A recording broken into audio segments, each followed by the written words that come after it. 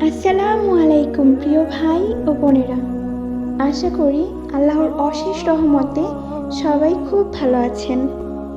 আচ্ছা, আপনি কি কখনো এমন কষ্ট পেয়েছেন যেখানে মনে হয়েছে আমি তাকে আর কখনো ক্ষমা করতে পারবো না? দাম্পত্য জীবনে এমন মুহূর্ত অনেক আসে, কখনো একটু কটু কথা, কখনো অবহেলা, কখনো ছোট্ট ভুল বোঝাবুঝি ধীরে ধীরে হৃদয়ে অভিমানের পাহাড় গড়ে তোলে। তাই আজকের এই ভিডিওতে আমরা জানব কিভাবে ক্ষমা করার মাধ্যমে আমরা সুখী হতে পারি। আসলে ভালোবাসা টিকিয়ে রাখতে অভিমান নয়, ক্ষমা বেছে নিন। দাম্পত্য জীবন মানে শুধু ভালোবাসা, হাসি আর আনন্দ নয়, কিন্তু এখানে কখনো ভুল বোঝাবুঝি হবে, কখনো কষ্ট হবে, কখনো এমন কিছু কথা বলা হবে যা হৃদয়ে গভীর আঘাত দেবে।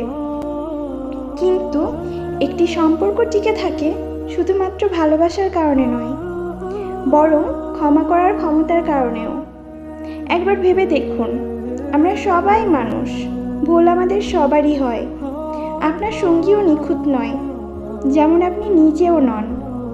ছোট ছোট ভুল, রাগের মাথায় বলা কিছু কথা বা আচরণ, এসব যদি সবসময় মনে জমিয়ে রাখেন, তাহলে সম্পর্কের মাঝে দূরত্ব বাড়তে থাকবে।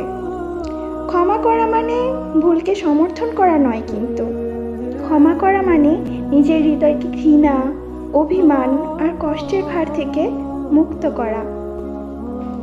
কারণ অভিমান যত বাড়ে, ভালোবাসা তত কমতে শুরু করে। একটু ভেবে দেখুন তো, আজ যে মানুষটি আপনার পাশে আছে, সে হয়তো অনেক ত্যাগ করে, অনেক কষ্ট সহ্য করে আপনার সঙ্গে জীবন কাটানোর চেষ্টা করছে। তাই তার একটি ভুলের জন্য যদি তার সব ভালোবাসা ভুলে যান, তাহলে সম্পর্ক ধীরে ধীরে কিন্তু ভেঙে যাবে। মনে রাখবেন, ক্ষমা চাইতে জানা যেমন সুন্দর গুণ, তেমনি ক্ষমা করতে পারাও একটি মহৎ গুণ। অনেক ভাঙা সম্পর্ক শুধু একটি "আমি তোমাকে ক্ষমা করে দিলাম" কথার জন্য আবার নতুন করে বেঁচে উঠেছে। দাম্পত্য জীবনে জিততে হলে তর্কে নয়, ভালোবাসায় জিতুন। রাগের বদলে একটু ধৈর্য ধরুন, অভিমানের বদলে একটু বুঝতে চেষ্টা করুন, আর কষ্টের মাঝেও ক্ষমা করতে শিখুন। কারণ যে দাম্পত্যে ক্ষমা আছে, সেখানে ভালোবাসা চিরস্থায়ী হয়, শান্তি ফিরে আসে, আর সম্পর্ক আরো সুন্দর ও মজবুত হয়ে ওঠে। জীবন খুব ছোট, কে আগে ক্ষমা চাইবে, কে আগে কথা বলবে, এই হিসাব করতে করতে অনেক সুন্দর সম্পর্ক নষ্ট হয়ে যায়।